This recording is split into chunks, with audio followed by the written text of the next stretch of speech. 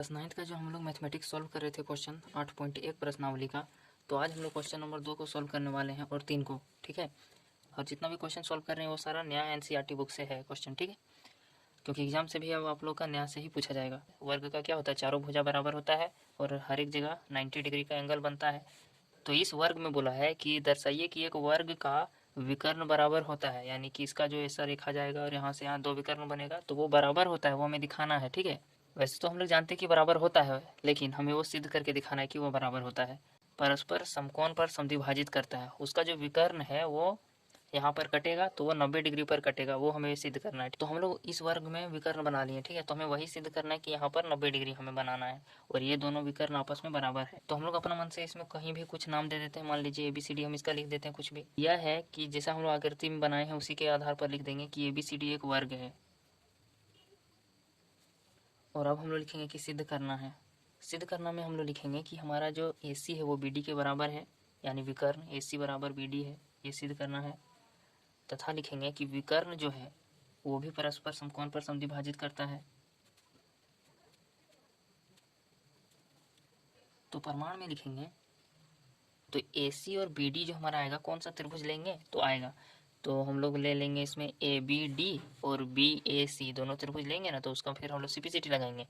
CPCT लगाने के बाद हम लोग AC को BD के बराबर कर देंगे। ठीक है, तो पहले हम लोग त्रिभुज लेते हैं ABD तथा त्रिभुज BAC में। तो ABD त्रिभुज में हमारा AD जो हमारा है वो हमारा बराबर हो जाएगा BC के, कि वर्ग का चारों भुजा बराबर होता है।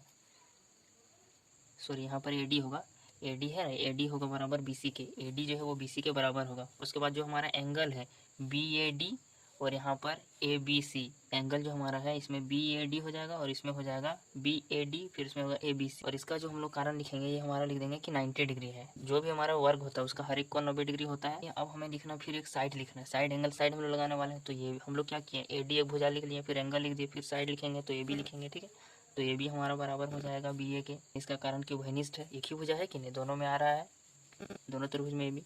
हम लोग लिख देंगे कि त्रिभुज जो हमारा ABD है वो हमारा सर्वांग हो जाएगा त्रिभुज BAC के साइड एंगल साइड सर्वांग समता नियम से। चूंकि हमारा ABD त्रिभुज और BAC जो त्रिभुज है वो हमारा सर्वांग हो गया, इसलिए हम लोग लिख सकते हैं कि जो BD है, ABD त्रिभुज का हम लोग BD इधर लिखेंगे और इसका लिख देंगे AC। ठीक है, तो BD जो है वो हमारे AC के बराबर हो गया CPCT से, कि अतः ABCD वर्ग के विकर्ण बराबर होते हैं।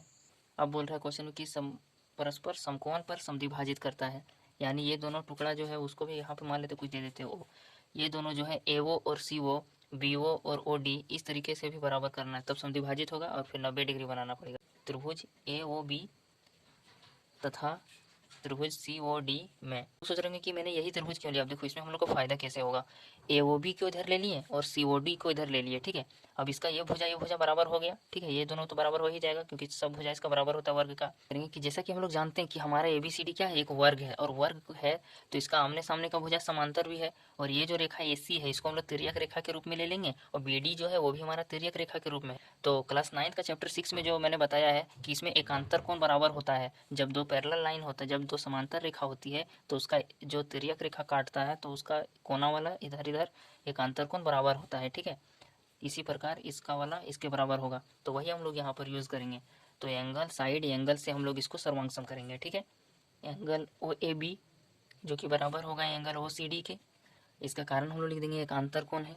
अब हमें लेना है साइड, तो साइड हम लोग AB ले लेंगे, AB ले लेंगे तो यहाँ पे CD हो जाएगा। ठीक है, दिया है लिख सकते हैं। अच्छा, एंगल यानी ये साइड है ना, AB बराबर CD, एंगल AB हो और यहाँ पर एंगल CD हो, ये हमारे एकांतर कोण ये भी है, कि इसलिए त्रिभुज जो हमारा AOB है वो हमारा सर्वांग हो गया त्रिभुज COD के। तो यहाँ कारण हम लिख देंगे कि जो हमारा एंगल साइड एंगल सर्वांग समता नियम है उसके द्वारा हम लोग सर्वांग किए हैं, कि इसलिए हम लोग अब कह सकते हैं कि जो हमारा ये है AO वो हमारा CO के, देखिए अब यहाँ पर हम लोग CPCT लगाएंगे तो AO जो है वो हमारा CO के बराबर हो गया कि नहीं, हो गया, और AO CO के बराबर हो गया, और हमारा जो OB है वो हमारा OD के बराबर हो जाएगा। कारण दे देंगे कि CPCT से, इसमें भी लिख देंगे CPCT से, और यहाँ पर लिख देंगे कि अतः वर्ग ABCD के विकर्ण समद्विभाजित करते हैं। जितना भी हम लोग आंसर निकालते जाएंगे, जैसे कि इसमें निकाले थे, इसमें इसका वाला तो अतः करके लिखें। ठीक है, इसमें जो हम लोग लिखे तो इसमें अतः करके लिख दिए कि हाँ ये चीज़ हम लोग विकर्ण बराबर कर दिए। और फिर हम लोग जब इसमें विकर्ण समद्विभाजित हो गया तो उसको भी हम लोग अतः में लिख दिए। और फिर हम जो समकोण सिद्ध करेंगे यहाँ पर वो भी लिखेंगे, ठीक है। तो ऐसे में क्या होगा, जो टीचर चेक करेगा उसको पता चलेगा कि हाँ इस बच्चे ने ये चीज़ सिद्ध किया है, ठीक है। उसको खोजने में मतलब आसानी होगा कि ये चीज़ इसने सिद्ध कर दिया है, ठीक है। AOD त्रिभुज और COD त्रिभुज लेंगे, ठीक है। तो इसमें हमारा क्या होगा, हमारा AD जो है वो CD के बराबर हो जाएगा क्योंकि वर्ग है सारा भुजा बराबर, तो एक चीज़ हो गया। अब हमारा इसमें मिल जाएगा कि जो हमारा ये भुजा है ये वाला विकर्ण वाला, ये दोनों विकर्ण ये दोनों बराबर हो जाएगा, टुकड़ा दोनों AO और CO भी हम लोग सिद्ध किए हैं कि नहीं, यहाँ पर किए हैं, AO CO बराबर है। और फिर हमारा एक तो ये भी मिल जाएगा, ये हमारा उभयनिष्ठ हो जाएगा। उभयनिष्ठ होगा कि नहीं, क्योंकि यहाँ पे OD के साथ ही इधर भी त्रिभुज बना है और इसी के साथ इधर दोनों के साथ दीवार के जैसा है, ठीक है। तो साइड से हम लोग इसको सिद्ध करने वाले हैं। और AO और OC को हम लोग अभी लेंगे ना, तो उसको समीकरण 1 यहाँ लिख देंगे, इसको लिख देंगे समीकरण 1। AD है वो हमारा बराबर हो जाएगा CD के, कि दिया है यानी कि वर्ग है, इसलिए AO है वो हमारा बराबर है CO के, समीकरण 1 से लिख देंगे, समीकरण 1 से। ये है OD बराबर OD है, ये उभयनिष्ठ है, तो इसलिए हम लोग लिख देंगे कि त्रिभुज जो हमारा AOD है वो हमारा सर्वांगसम है त्रिभुज COD के। और कारण हमारा क्या हो जाएगा, इसमें कौन सा सर्वांग समता यूज किया है, तो साइड सर्वांग समता नियम से। तो जैसा कि हम लोग अभी त्रिभुज AOD और COD त्रिभुज को सर्वांगसम कर दिए हैं, ठीक है। तो अब हम लोग क्या करेंगे, इसमें जो हमारा AOD है और COD है ये दोनों कोण जो हमारा बन रहा है उसको हम लोग बराबर करेंगे और फिर रैखिक युग्म लगा के उसको 90 डिग्री कर देंगे, ठीक है। तो पहले हम लोग CPCT से COD को और AOD को बराबर करते हैं। एंगल AOD वो हमारा बराबर हो जाएगा एंगल COD के, और कारण में हम लोग लिख देंगे CPCT से। अब रैखिक युग्म से हमारा जो है एंगल AOD वो हमारा जोड़ेंगे किसको, एंगल COD के साथ, तो हमारा 180 डिग्री बनेगा। एंगल AOD और COD को जोड़ेंगे तो यहाँ पे रैखिक युग्म बनेगा। अब हम लोग क्या करेंगे, AOD जो है और COD जो है उसको किसी एक के रूप में लिख देंगे, तो एंगल AOD को ही लिख देते हैं, ठीक है। COD को भी एंगल AOD लिख देंगे क्योंकि ये हमारा बराबर कर लिया ना, इसको समीकरण 2 नाम दे देते हैं, ठीक है। अब यहाँ लिख देंगे 180 डिग्री, और यहाँ कारण में दे देंगे कि समीकरण 2 से जो हमने चेंज किया है इसका COD को AOD में किया है वो चीज़ के लिए हम लोग समीकरण लिख दिए, ठीक है। 2 से AOD 2 हो गया, तो 2 एंगल AOD हो जाएगा और ये बराबर होगा 180 डिग्री के। तो एंगल इसलिए हम लिख देंगे कि एंगल AOD जो है वो हमारा बराबर हो जाएगा 90 डिग्री के। अब हम लोग यहाँ पर लिख देंगे कि अतः विकर्ण समद्विभाजित है। तो तीसरा क्वेश्चन में हमें दिया गया है कि कोई समांतर चतुर्भुज ABCD है, ठीक है। समांतर चतुर्भुज है यानी समांतर चतुर्भुज का जितना भी गुण हम लोग पढ़े हैं वो इसमें हम लोग लगा देंगे, ठीक है, परमय जो पढ़े हैं।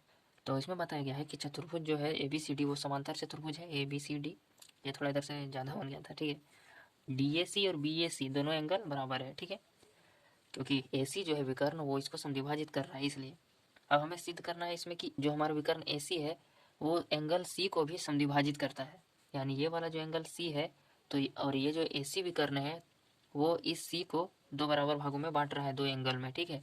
यानी BCD एंगल जो है उसको तो हिस्सों में बांट रहा है, ACD और ACB।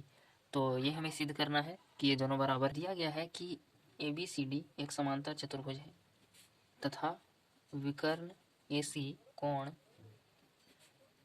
A को समद्विभाजित करता है, तो इसको हम लोग अर्थात करके लिख देते हैं। एंगल DAC ये हमारा बराबर हो जाएगा एंगल BAC के, बराबर होगा एंगल BAC के। दूसरा में हमें सिद्ध करना है कि ABCD एक समचतुर्भुज है। सबसे पहले हम चाहते हैं कि एंगल C को समद्विभाजित सिद्ध करें, ठीक है। तो हम क्या करेंगे, जैसा कि हम लोग जानते हैं कि समांतर चतुर्भुज दिया गया है तो इसका जो भुजा है DC वो पैरेलल होगा, समांतर होगा AB भुजा के, और AC हमारा तिर्यक रेखा है। तो हम लोग क्या करेंगे, इसमें एकांतर कोण लगाएंगे। तो एकांतर कोण से हमारा क्या होगा, जो एंगल ACD है, एंगल ACD जो है वो हमारा बराबर होगा ACD, ये हमारा बराबर हो जाएगा BAC के, एंगल BAC। तो इसी प्रकार हमारा जो एंगल है ACB ये हमारा बराबर हो जाएगा DAC के एकांतर कोण से। इसलिए हम लोग लिखेंगे कि एंगल जो हमारा BAD है, बड़ा वाला पूरा एंगल, वो हमारा बराबर हो जाएगा एंगल BCD के, ठीक है। अब ये हमारा बराबर है तो BAD को हम लोग जो बनाए हैं BAD, तो उसमें क्या क्या जोड़े हैं, BAC और DAC। BCD को लिख सकते हैं ACB और ACD। तो इस क्वेश्चन में असली जो गेम है वो यही है, हमें यहीं पे सोचना है कि क्या करेंगे हम लोग। देखो यहाँ पे BAC और DAC हम लोग जोड़े तो BAD बना, और ACB और ACD को जोड़े तो BCD बना, ठीक है। चूँकि हम लोग जानते हैं कि हमारा जो एंगल बी ए डी है और बी सी डी है वो बराबर है, इसलिए इसका जो आधा आधा होगा वो भी बराबर होगा। ठीक है, तो हम लोग को क्या करना पड़ेगा, इस एंगल को इसके बराबर करना पड़ेगा, तब ना पता चलेगा यार कि ये आधा हुआ है, तो ये भी इसके बराबर हो जाएगा। ठीक है, डी ए सी और ए सी डी इन दोनों एंगल को हमको बचा के रखना है और इन दोनों को काटना है। ठीक है, तो बी ए सी को और ए सी बी को हमको बराबर करना पड़ेगा एक दूसरे से, तभी काट सकते हैं। बी ए सी है, बी ए सी हमारा बराबर है डी ए सी के। ठीक है, तो हम लोग यहाँ पर क्या लिख सकते हैं, डी ए सी लिख सकते हैं, एंगल डी ए सी लिख सकते हैं, और यहाँ पे डी ए सी है तो एंगल डी ए सी एक ठो रखेंगे बराबर ए सी बी। तो ए सी बी हमारा किसके बराबर है, ये एकांतर कौन से बराबर हो जाएगा, इसका डी ए सी के। एंगल डी ए सी फिर आ गया plus angle A C D. ठीक है, तो डी ए सी को और ए सी डी को एक ठो बचा हमको रखना दोनों साइड। अब इस डी ए सी से इस डी ए सी को काट देंगे, इसको इधर लाएंगे तो कट जाएगा, माइनस हो जाएगा ना, इसलिए। तो अब हम लोग का क्या बचा कि डी ए सी जो है वो हमारा बराबर हो गया एंगल ए सी डी के। तो यही हम लोग लाना चाह रहे थे कि जो डी ए सी है वो हमारा ए सी डी बराबर हो जाए, तो बराबर हो गया। तो आप लोग कारण में लिख दीजिएगा कि दिया है। ठीक है, दिया है। इसको हम लोग मान लेते हैं समीकरण 1, इसको समीकरण 1 मान लेते हैं। ठीक है, अब यहाँ इसकी ज़रूरत है, अब लिखेंगे चूँकि हमारा जो एंगल ए सी बी है वो बराबर है एंगल डी ए सी के, और हम लोग यहाँ लिख देंगे समीकरण 1 से हम लोग इसको लिए हैं। ठीक है, समीकरण 1 से अब ए सी बी और डी ए सी बराबर हो गया, तो ए सी डी और ए सी बी भी बराबर हो जाएगा, इसलिए लिख सकते हैं ए सी बी है वो बराबर हो जाएगा एंगल ए सी डी के। ठीक है, ए सी बी और ए सी डी बराबर हो गया। अब लिख देंगे कि अतः ए सी कोण सी को समद्विभाजित करता है। लिख देंगे कि चूंकि जो हमारा एंगल अभी डी ए सी है उसको हम लोग बराबर किए थे एंगल ए सी डी से, यहाँ पर लिख भी सकते हैं समीकरण 2 से, समीकरण 2 से। अब समीकरण 2 खोजेगा टीचर तो मिल भी नहीं करेगा, इसलिए यहाँ पर लिख देना, ये जो है ना यहाँ पर समीकरण 2 दे देंगे इसका नाम। ठीक है, चूँकि हमारा D A C A C D के बराबर है, इसलिए बराबर कोण का सम्मुख भुजा भी बराबर होता है। जो ए डी है वो हमारा बराबर हो जाएगा सी डी के, कि जो यहाँ पर ए बी सी डी है तो उसमें हम लोगों ने बी डी एक रचना किया है। ठीक है, रचना कर लिए, क्योंकि हम लोगों को अब यहाँ पर एक इसको वो दे देते हैं नाम जो कट रहा है वहाँ पे। ठीक है, को ए ओ डी और सी ओ डी त्रिभुज को सर्वांगसम करना पड़ेगा, तो भुजा को हम लोग बराबर कर दिए, क्योंकि ये दोनों एंगल बराबर है इसलिए सम्मुख कोण का सामने का जो भुजा है वो भी बराबर होगा। ठीक है, तो सबसे पहले हम लोग ए ओ डी और सी ओ डी त्रिभुज को सर्वांगसम करते हैं। त्रिभुज ए ओ डी तथा त्रिभुज सी ओ डी में, तो हम लोग इसमें साइड साइड साइड सर्वांग समता नियम का यूज़ करेंगे। ठीक है, तो ए डी हम इसमें बराबर लिख देंगे सी डी के, जो कि हमारा यहाँ पर इसको समीकरण 3 नाम दे देते हैं, समीकरण 3 से। डी बराबर होगा ओ डी के, जो कि उभयनिष्ठ है। ए ओ बराबर हो जाएगा सी ओ के, क्योंकि समांतर चतुर्भुज का विकर्ण समद्विभाजित होता है, इसलिए हम लोग लिख देंगे कि जो त्रिभुज हमारा ए ओ डी है वो हमारा सर्वांगसम हो जाएगा त्रिभुज सी ओ डी के, साइड साइड साइड सर्वांग समता नियम से। तो जैसा कि हम लोग एंगल ए ओ डी और सी ओ डी को बराबर कर दिए हैं, अब हम लोग रैखिक युग्म का यूज़ करके इसको 90 डिग्री सिद्ध कर देंगे। ठीक है, जो हमारा एंगल ए ओ डी है उसको जोड़ेंगे एंगल सी ओ डी से, और ये बराबर होगा 180 डिग्री के। ठीक है, रैखिक युग्म है इसलिए सी ओ डी को ए ओ डी के फॉर्म में लिख देंगे, ए ओ डी। ठीक है, यहाँ पर लिख देंगे 180 डिग्री, और इसको समीकरण 4 दे देते हैं, 3 तक लिखे हैं ना, इसको समीकरण 4 दे देते हैं, यहाँ लिख देंगे समीकरण 4 से। डी हमारा 90 डिग्री हो गया। तो यही तो हम लोग सिद्ध करना चाहते थे कि हमारा वो एंगल विकर्ण जो है वो 90 डिग्री पर कटता है। ठीक है, अब हम यहाँ लिख देंगे कि अतः ए बी सी डी एक समचतुर्भुज है।